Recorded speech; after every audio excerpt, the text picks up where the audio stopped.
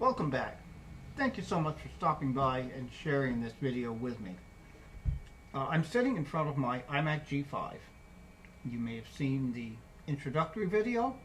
You may possibly have seen the upgrade video and my adventures in actually getting Panther to more or less run on this unsupported machine. I love this machine. It's been behaving really well. I use it a lot. And I'm going to continue using it a lot. So I'd like to let the machine speak for itself, show you some of the wonderful things about it and how it works. One of the things I do want to cover in this video, we had a comment asking about what there was about Leopard that made me need to use it as opposed to just running Tiger. And that's a legitimate question because there is a lot of discussion in the PowerPC community about operating systems. Many people feel, with some justification, that Tiger is much better optimized for PowerPC. Now, I can agree with that to an extent. The way I look at it, Tiger is a PowerPC operating system ported to run on the Intel architecture, whereas Leopard is an Intel operating system made backwards compatible with the PowerPC architecture. However, I think Leopard runs very, very well on the appropriate PowerPC machine, and there are features available in Leopard that you're not going to see in Tiger. And hopefully I'll make that clear, which is not to say that people prefer running Tiger are wrong, just that they have different needs about what the system is going to do. So without further ado, let's step back and to the year 2005. And I think we can see why back in that day I became so sold on Macs. If you are interested in that, please stay tuned. To start with a bit of a look at the way things are set up here. Looking from the back, I have, for the purpose of this video, hardwired the Ethernet to my router. The big reason I've done that is very simply to get the best optimum speed. The airport does work, but it is on the slow side. Now, I pointed out, this is a machine that I have been using a lot and I'm going to use a lot. So it is important to back it up, which I do to an external FireWire drive here. That's a 2 terabyte drive, more than I really need, but there it is. All right, now I also have the iSight camera connected up there. Just sits right on top. It's magnetically attached. It doesn't give the same kind of picture that a modern camera would, but hey, it is working. Up in here, USB, obviously had to connect the keyboard. And this is interesting because this speaks to another viewer comment that was made asking about the problem of vertical lines appearing on the screen of an iMac G5. And I had suggested a method of troubleshooting it because there's a good chance, I'm afraid to say, is that the display is going bad. But a way that you can test that is there is a mini VGA port. The only computers I've ever seen with mini VGA ports are the iMac G4s and G5s. Anyway, there it is. So you can connect an external monitor. You need a dongle, which would connect to a VGA, and there's the external monitor. I've usually got a Mac Mini attached on the VESA mount in the back. All right, And the machine is running right now, so we can take a look at this. So basically, if the vertical lines are the result of the connection weakening between the display and the logic board, you'll see those vertical lines on the built-in display, but on the external monitor, you won't see them, which I think is pretty cool. And then the options, I mean, you could just continue to run the machine using the external display. It would work fine. Or you can still get displays for these machines. They're usually displays that have been taken off of machines that had capacitors explode, thus ruining the motherboard, or logic board, I should say. Now, one thing to point out about this, Apple set this up so that it would mirror, but it doesn't have true dual display support. However, the hardware is perfectly capable of that. And there is a hack. I have not yet done it, and I don't think I'm going to because I don't have any real need to. But if you want to get this to work as a dual display setup, there is a hack available that I'm sure you'd be able to find by good old Google, where you can actually get it to do that. All right, now I need to get things set up here so that the tripod is set up and we can go through some of the inner workings of the machine. So please, stay tuned. Well, let's get into this. I will say I found one big advantage to the mirrored screen. I can look directly at the second display and have the camera focused clearly on the built-in display, which is what you're looking at. All right, now, what are the features of Leopard that I would not want to give up on this machine? And this goes back, as I've said, to digress a bit, when I got my iMac G5, it was not the ALS 2005 model, it was the 2004 model, which came with Panther. And I liked Panther. Back in the day, it worked well. You can't really run Panther that effectively today, and the apps just aren't really there for it. Although, it's still a worthy operating system in many ways. But back in the day, Panther worked fine. You could get in the internet. You could do all kinds of things. And I just never saw enough in Tiger that made me want to upgrade to it. It just seemed like, yes, a somewhat enhanced version of Panther. Panther was working fine, and it cost what it cost, $129. Why spend the money? It was when Leopard came out that I felt the need to go ahead and upgrade. And there's several things here. Time machine. Now, I mentioned I want to keep this machine backed up.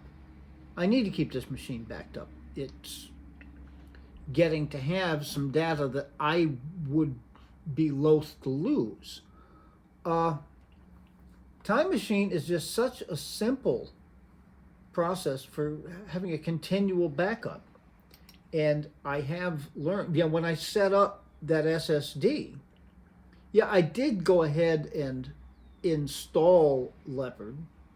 But what I ended up doing actually was just to restore Leopard from the Time Machine backup I'd made. And it worked perfectly. Really, Time Machine is very, very effective, both from the standpoint of making the backups and restoring from the backups. So yeah, Time Machine, that was certainly one. Another, Spaces. Now there's a link to Spaces down here in the dock. I usually just get rid of that. In fact, maybe I should. Okay, all gone. Because, you know, I've set up a hot corner for Spaces just down in the lower left. Now you'll see I actually at this point have got 4 applications all running at once. Fish and chips recipe. I made fish and chips yesterday. And I was able to, you know, keep it up on the screen so I could refer to the recipe whenever I wanted to. Very, very handy thing. All right.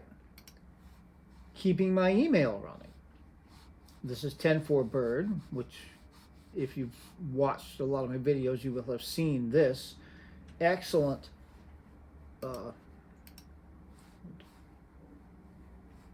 We don't want lightning. Excellent email client. And this machine is a very capable machine. I can quite easily keep it running in the background. When you start it up, it eats up a lot of CPU. But, you know, just sitting there, you know, I'll get a notification. All right. What else have I got going?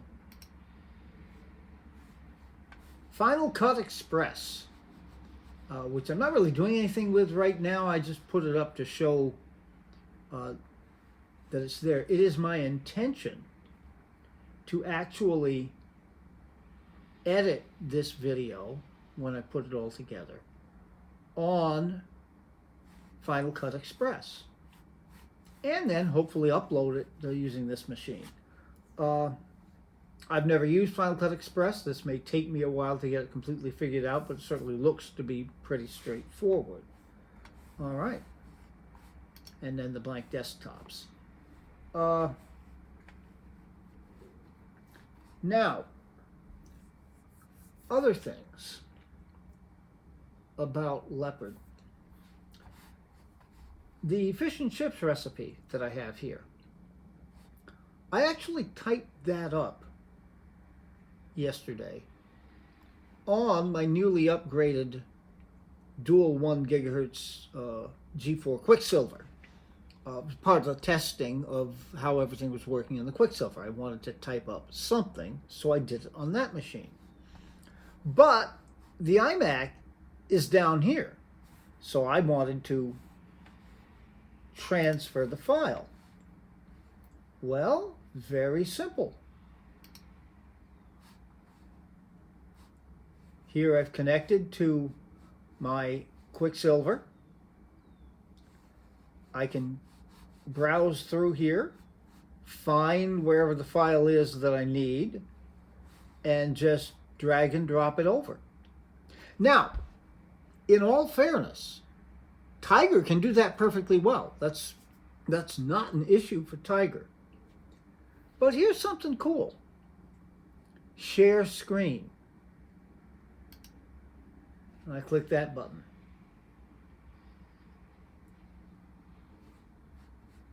And there's the Quicksilver screen. Now you have to sign in. I've already done that. It came up perfectly well. And if you look here on the Quicksilver screen, there's the fish and chips recipe. All very simple.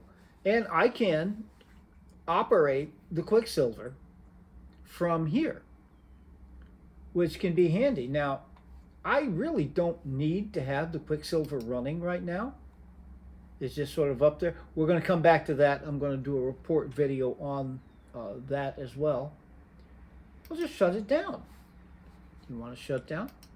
Yeah, I can control everything with that machine from here. Why did I click on iDisk? There is no iDisk anymore. All right. All right, so yeah, the screen sharing is very important. You know, this is the functionality Now, there are other things too. In terms of email, 10.4 Bird works just as well on Tiger as it does on Leopard. 10.4 Fox works just as well on Tiger as it does on Leopard. And I got to admit, on this machine, it is faster. You see, it'll load it up on a slower G4, for example. You got to wait for a while for 10.4 Fox to open up. And this is very, very good. And you can watch YouTube.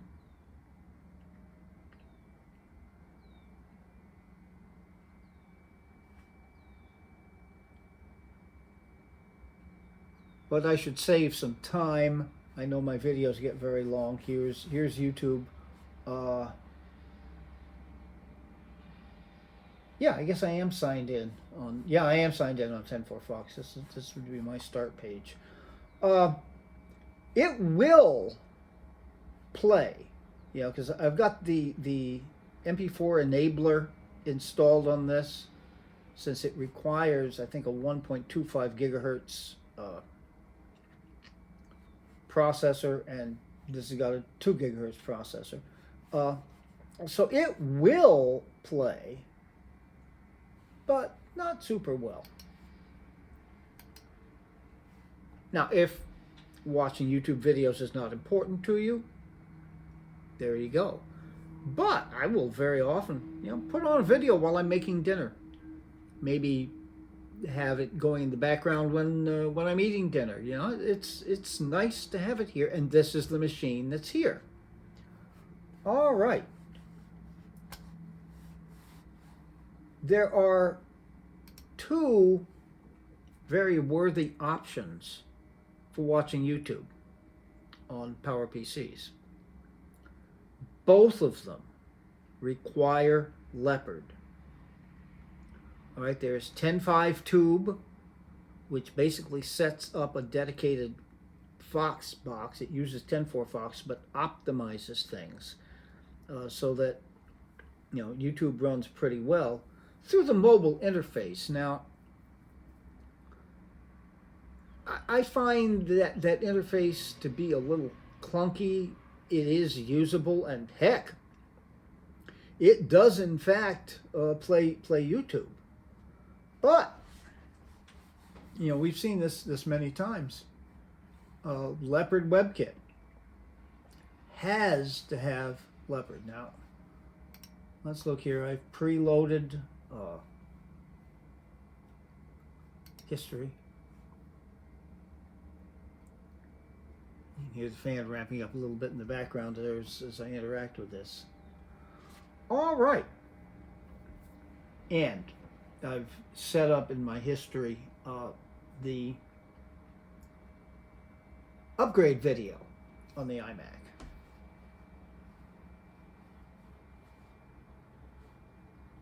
So let's select that.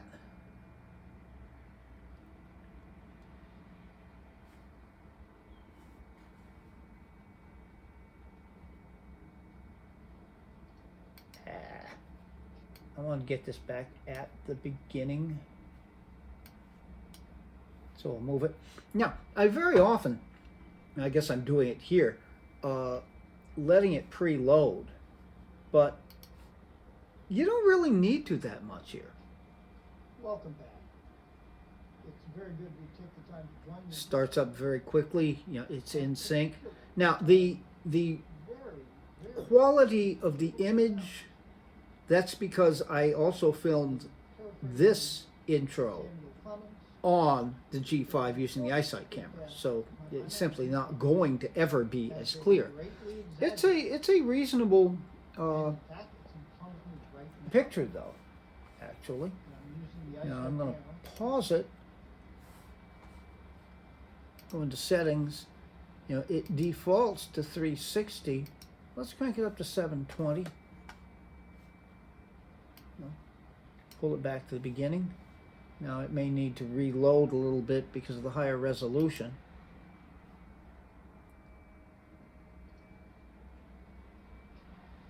Welcome back. Yep, so here you see it's skipping a little bit. Join me today. And particularly as I am very, very happy to be able to announce. Let me turn that sound. I turned it down a little bit so I can talk over it. Paraphrasing. But you see, now it's fine. Now, you're not noticing the huge distinction in the quality of the video. I think it is noticeably better, but, you know, it's still done on an iSight camera. Yeah, this is all 15-year-old technology now. But yeah, if you want to watch YouTube, you can quite easily, quite well. We can pause that now. It works extremely well, and you can only do that on Leopard. All right, we can close out of that. Close some of the other things. I don't need Final Cut Express open. I don't really need Neo open. That'll take a while to close, but there it goes. I'll leave email. And no, I might as well close that too. Okay, now the quick tour of other things. Address book works. I didn't put in the dummy address there. iCal works, and you can subscribe to online calendars. Actually, quit that. Okay, now iTunes works. It's going to be a little difficult for me to demonstrate that now, but it does work. I haven't signed on and authorized this computer on iTunes just because I'm running out of computers. As of right now, I've got 3 modern Macs, at least what passes for modern Macs here in my place, all authorized, and my Power Mac G5, which has become the movie machine. So I only have one more computer I can authorize. I probably should have on this machine, but if I did, you would find you can watch movies very well on this. You can download music. You can buy things on the store. Anything that you have purchased in your library, you can get it. That won't work on Tiger. It just won't, because you've got an older version of iTunes. All right. iPhoto works. I don't think I put any pictures in it. Yeah, I wonder why it does that. No, I hadn't put any pictures in it. Yeah, I've done that in past videos. You can import pictures. It works perfectly well. iMovie HD is functional. iDVD should be functional since there's a DVD burner in this GarageBand. Again, should be. One of these days I've got to do something with GarageBand just to see. iWeb is useless in today's world. Time Machine, there doesn't really need to be an icon there, but you know, there will be eventually. NeoOffice, well, heck, the first 2 recipes, my lasagna recipe, my quesadilla recipe, I both typed up on this machine and sent them off to a loved one. All right, Print Shop, we've seen Print Shop before. I'd have to mount the disk image to get it to work, but all this stuff works. Things that I found, heck, Print Shop, which I do use. I'll be using it in a couple days, Memorial Day, making an online greeting for Memorial Day. You can't do that in Catalina. It's a 32-bit app. All right, so all of the iWorks. This is Word. Yeah, Office 2008. I really just wanted to check the version. So now I have to wait for it to open up. I'm sorry I did that. Can I quit it? No, but there it is. We're fine. All right. And we'll quit it now. It works fine. I use NeoOffice just because I'm used to using it, but yeah, you could use that. All right. Now, downsides. You see, I've got a folder here with the first couple of clips of this video, preparing to edit it. All right, now downsides. Well, not a whole lot. I've had the debate: should I keep the Panther installation or dump it and install Tiger?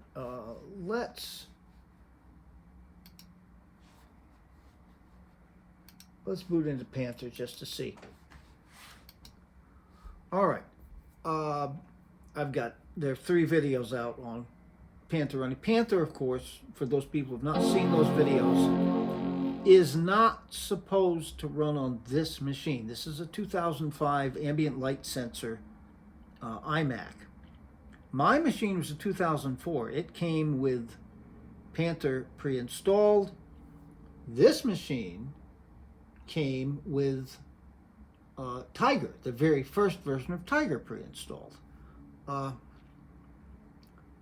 It is kind of amazing that I got Panther running, but by golly, it is.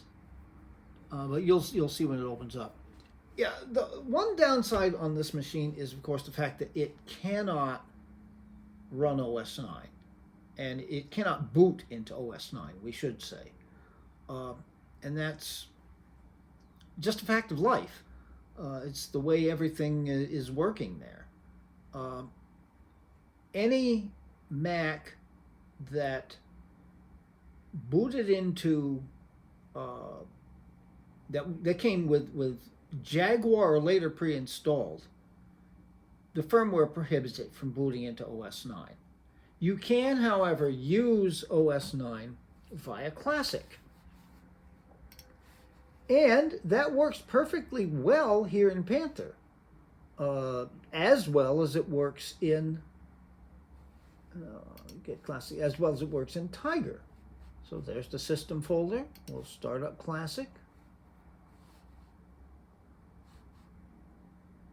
There it is. Now, as we work with this, you're going to hear the problem with Panther.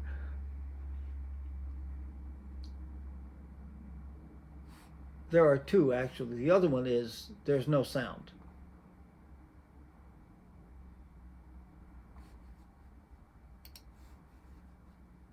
Go away. Okay, so we've got Classic running. Now we should open up an application. And what do we pick for a trial here? Good old Oregon Trail. And here we are. Now I'm not going to make you sit all the way through. This is just, but you see, this is an OS 9 app. OS 9 only. And it's working quite well. Aha! Now I'm sure you can hear that. Now we were just on Leopard. Everything worked. The fans would ramp up because it's a G5. G5s run hot, and it's a cramped form factor. So you'd hear the fans come up, but never like this. Never like this. Okay, we'll quit out of that. And you can go back and look at the earlier videos as I was trying to fix this through the copying of text files. Oh, I did discover one thing, the Pages installation. This version of iLife,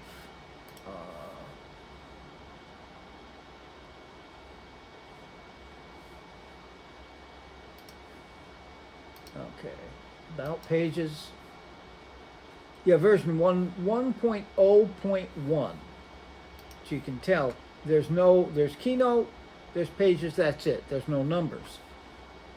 But also, it will not save documents in Office format. it can open documents in Office format, but it cannot save them. Later versions, in fact, can both open Office files and save them in Office format. That's important if you're going to be sharing any documents you create. All right. But, if you live with the fans, I don't think it's hurting anything for the fans to be running like this, particularly since I wouldn't be booted into Panther for terribly long periods of time. I suppose you might eventually burn the fans out. But yeah, let's boot it back into Leopard.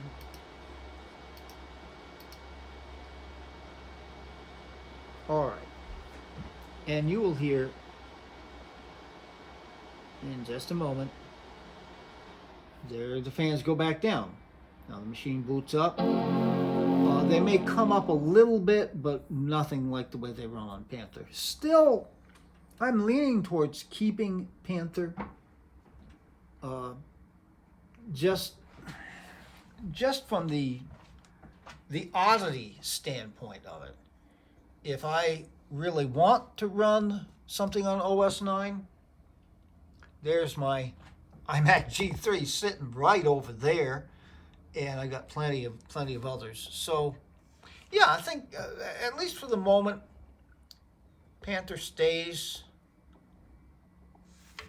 All right. So yeah, it's a great machine. Now, what am I going to do with this machine? For now, it's going to stay right where it is on my dining room table. I will use it to, for the recipe thing, for email while I'm down here, for watching YouTube. Have a video on while I'm cooking dinner. Now, the only time it would be awkward, I live alone. I'm a widower. So the only time that it would have to move would be if I had guests. Of course, in these times, we date the video. This is still pandemic times. You don't have guests. I haven't had another human being in this home for a long time now. But anyhow, that I am sure will change, and at that point I'd have to move it. I may decide another place for it, but wherever it ends up, it's going to be a place where it's going to get used, because it's a very worthy and functional machine, and heck, this is where my Apple Mac life started. Well, I hope you've enjoyed this look at this machine. I certainly have enjoyed presenting it to you. Some of the neat things about it. Was handy to have that second monitor going for the purpose of this. I may play around with it, look up the hack to actually get it to work as a dual display. Just to say I could, there's no real reason for that. But anyhow, there you go. So, be good to other people. We all need someone to be good to us, particularly right about now. That starts with you. Be good to yourselves. Take very, very good and careful care, and I have more stuff coming out for you very, very soon.